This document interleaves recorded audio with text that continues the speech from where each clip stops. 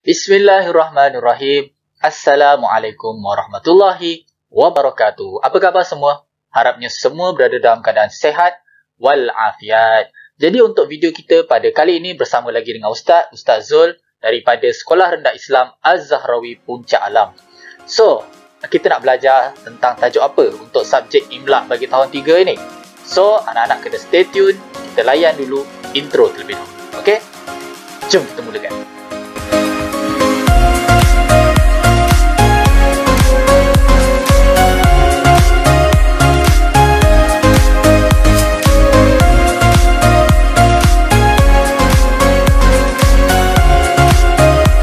Alright, so untuk subjek Imla bagi tahun 3 hari ni, kita akan sentuh kepada tajuk yang baru.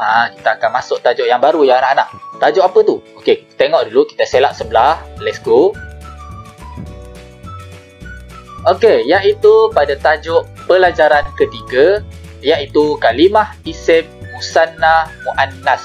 Okey, kalimah isim musanna muannas. Pada video yang lalu kita dah bercerita, kita dah belajar berkenaan dengan kalimah isim mufrad muannas. Maksudnya dia menunjukkan kepada seorang perempuan. Satu kata nama yang menunjukkan kepada muannas, yakni perempuan. Dan untuk video kita pada kali ini, kita akan tengok kepada isim musanna pula. Maksudnya dua orang perempuan.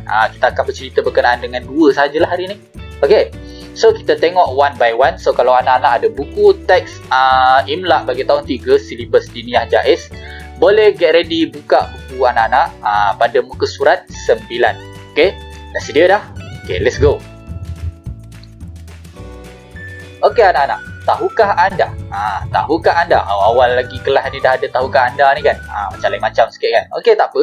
Kita tengok dulu apa benda yang kita nak kena tahu tu. Wahai anak-anak sekalian, kita tengok dulu. Okey.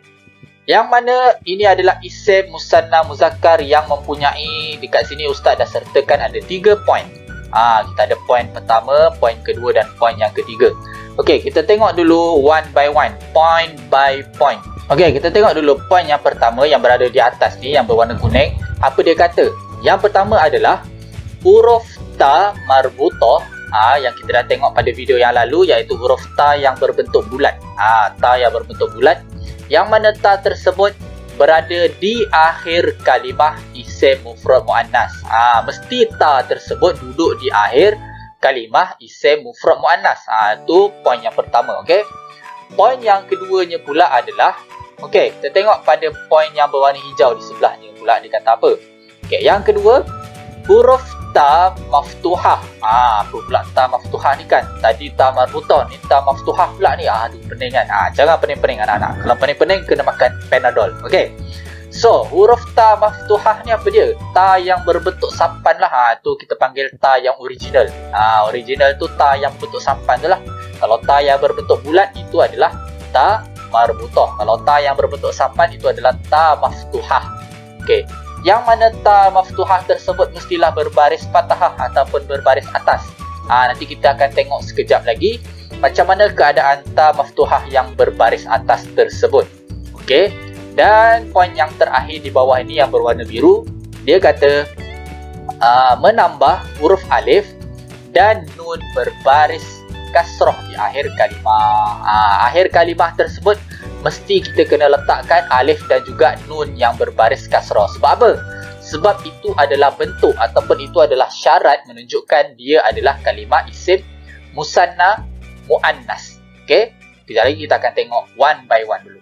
Boleh anak-anak? Boleh ikut? Okey, insya-Allah. Seterusnya, okey, kita tengok dulu pada perkataan yang pertama. Okey, perkataan pertama kita ada sadiqatun. Sadiqatun di sini adalah bermaksud seorang kawan perempuan lah, ataupun kita panggil seorang perempuan yang benar. Yang benar tu maksudnya dia boleh dipercayai ataupun seorang kawan lah gitu.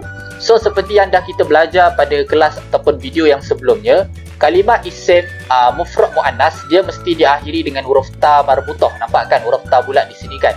Tetapi untuk episod ataupun pelajaran kita hari ini, kita akan jadikan kalimah sadiqatun ini kepada menunjukkan dua orang perempuan pula. Macam mana?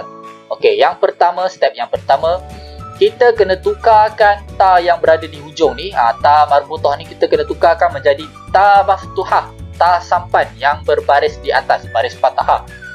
Kenapa? Itu sebab syarat dia lah. Kalau kita tak tukar ta tu, dia tak akan menjadi. Dia tak akan boleh dimasukkan lah. Okey, sekarang ni kita dah tukarkan jadi ta maftuhah yang berbaris atas. Dan yang seterusnya kita kena buat apa lagi? Kita kena buat roti canai? Tidak, kita kena buat tambahkan alif nun. Nun tu mesti berbaris kasrah di sini. Mesti ditambahkan alif nun. Maka dia jadilah satu perkataan yang baru, iaitu sadiqatani. Sadiqatani. Nampak tak? Dia tambah ta, ta maftuhah tadi yang berbaris atas, dan dia tambah alif dan juga nun yang berbaris kasrah. Bila sadiqatun ni seorang perempuan yang dipercayai ataupun seorang kawan, maka sadiqatani menunjukkan kepada dua orang perempuan, dua orang sahabat perempuan ataupun dua orang perempuan yang benar, yang dipercayai. Boleh anak-anak? Itu yang pertama. Dia tak faham lagi? Kalau dia tak faham lagi, kita pergi kepada misal yang seterusnya. Let's go. Okey, untuk misal yang kedua pula, kita tengok pada perkataan yang pertama. Qaimatun. Qaimatun. Kalau pada video yang sebelumnya kita cerita, qaimatun ni bermaksud seorang perempuan yang berdiri. Qaimun, qiyam. Kalau dalam kelas kan biasa ketua kelas kan cakap Arab kan. Qiyaman, bangun semua. Bangun, berdirilah. Okey. So seorang perempuan yang bangun. Macam mana kita nak jadikan dua orang perempuan yang bangun ataupun dua orang perempuan yang berdiri? Okey, step yang pertama yang Ustaz bagi tahu tadi, ta yang terakhir ni, ta marbutah ni kita kena tukarkan jadi ta maftuhah yang berbaris atas. Step yang pertama. Yang kedua, kita mesti tambahkan dengan perisa. Kita tambahkan dengan perisa, iaitu alif dan nun. Kita tambah perisa kan, mesti kena sedap kan. Kalau kita tak tambah perisa, mesti jadi tak sedap, jadi kurang enak di situ kan. Okey, so kita tambahkan alif nun di sini, maka dia jadilah satu perkataan baru, iaitu qaimatani. Qaimatani. Ta di sini adalah ta maftuhah, alif dan juga nun yang berbaris kasrah. Maka jadilah perkataan ini bermaksud dua orang perempuan yang berdiri. Boleh anak-anak? Boleh? InsyaAllah. Okey, sekarang kita pergi kepada misal yang seterusnya. Okey, sahibatani.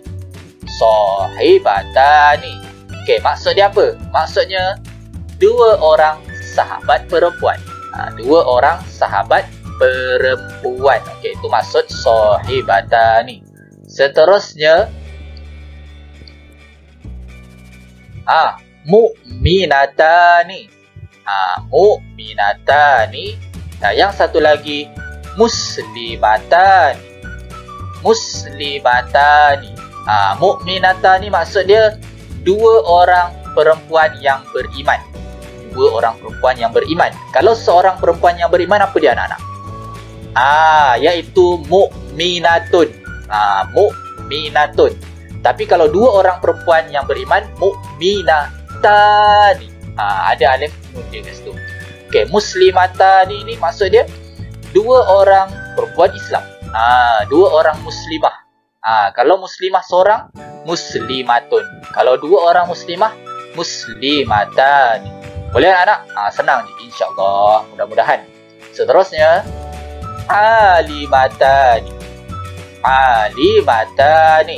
Daripada perkataan alimatun, yakni bermaksud dua orang perempuan yang berilmu pengetahuan, yang berpengetahuan lah, yang pandai, yang bijak, macam guru-guru kita ataupun siapa-siapa lah yang dia banyak ilmu, yang berilmu pengetahuan, kita panggil sebagai alimah. Yang perempuan lah.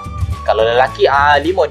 Okey, kalau dua orang perempuan, alimatani. Alimatani. Di situ. Boleh? Okey, seterusnya. Okey, kita ada perkataan yang pertama di sini. Jaridatani. Agak-agak apa maksud dia ni anak-anak? Jaridatani ni maksud dia dua keping surat khabar. Dua keping ke dua buah macam tu. Ustaz pun tak apa ingat. Jaridatani maksudnya dua surat khabar. Nampakkan ada dua kat sini kan? Jaridatani. Seterusnya kita ada perkataan madrasatani. Madrasatani. Maksud dia apa? Kalau kita tengok dekat sini kita dah tahu dah, iaitu dua buah sekolah. Dua buah sekolah. Okey. Lagi. Kita ada perkataan muallimatani. Muallimatani bermaksud dua orang guru perempuan. Okey. Lagi. Kita ada perkataan maridotani. Maridotani maksudnya dua orang perempuan yang sakit, dua orang perempuan yang tidak sihat. Okey, dan yang terakhir kita ada habibatani. Habibatani maksudnya dua orang kesayangan, dua orang perempuan tercinta. Itu ya, sweet-sweet kan bunyi dia kan. Okey. So itu adalah contoh-contoh perkataan yang mengandungi kalimah isim musanna muannas. Musanna muannas menunjukkan dua orang. Boleh anak-anak? Okey, seterusnya kita pergi kepada muallimatani tadkhulani fil maktabati. Ni agak-agaklah dalam perkataan ni mana satu, which one, yang mana satu kalimah isim musanna muannas. Boleh teka anak-anak? Okey, yang mana? Iya, yang itu. Itu al-muallimatani. Ada lagi tak anak-anak? Ada lagi tak? Ada? Tak ada? Macam mana tu? Tak apa, kita tengok dulu maksud perkataan ni. Okey, maksud dia adalah dua orang guru perempuan sedang masuk ke perpustakaan. Sedang masuk ke perpustakaan lah. Kalau macam sekolah kita dekat Azharawi Pucang Alam, kita tak panggil perpustakaan, kita tak panggil pusat sumber, kita panggil apa? Kita panggil lubuk ilmu. Sama je. Sama je. Maktabati pun sama je. Okey. So, di sini muallimata ni adalah dua orang guru. Makanya ini adalah kalimah isim musanna muannas. Okey, macam mana pula dengan tadkhulani ni?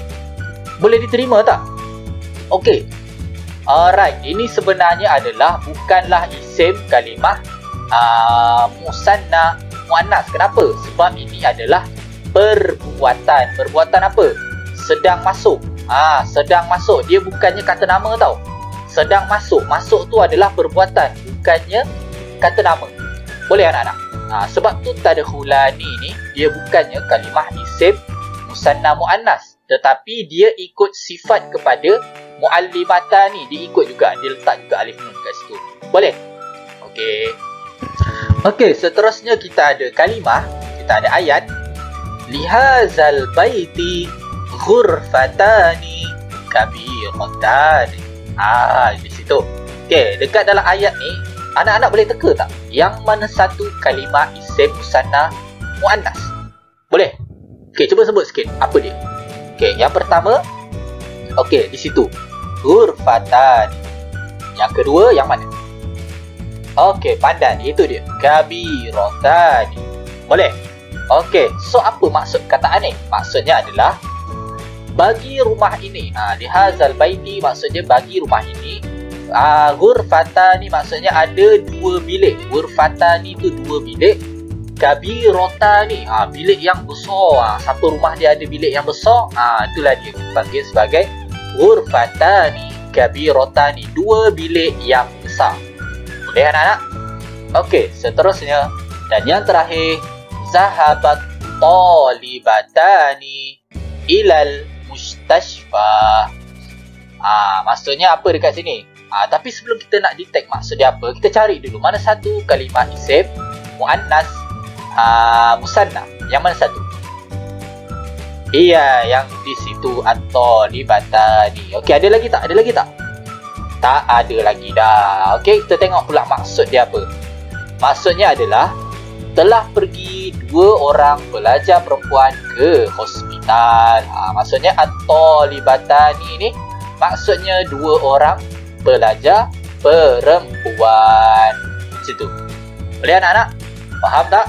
InsyaAllah, mudah-mudahan anak-anak diberikan kefahaman untuk belajar pada video kita hari ini. InsyaAllah. So, itu sahaja anak-anak untuk kelas kita pada hari ini. Dan kalau anak-anak suka dengan video ini, jangan segan silu untuk tekan button like dan juga komen dekat bawah. Kalau anak-anak murid ustaz tu komen dekat bawah cakap, "Ustaz, saya anak murid ustaz," sebutlah nama kamu. Ataupun siapa pelajar-pelajar lain yang nak sapa ustaz, yang nak say hi ataupun nak bagi salam kat ustaz pun, ustaz pun mengucapkan terima kasih jugalah. Dan jangan lupa untuk subscribe channel ni. Jangan malu-malu, jangan segan-segan, tekan button subscribe kat bawah tu. Dan tekan sekali notification bell yang ada dekat sebelah button subscribe tersebut. Okay? So, kita jumpa lagi pada video yang seterusnya. Assalamualaikum warahmatullahi wabarakatuh. Ciao.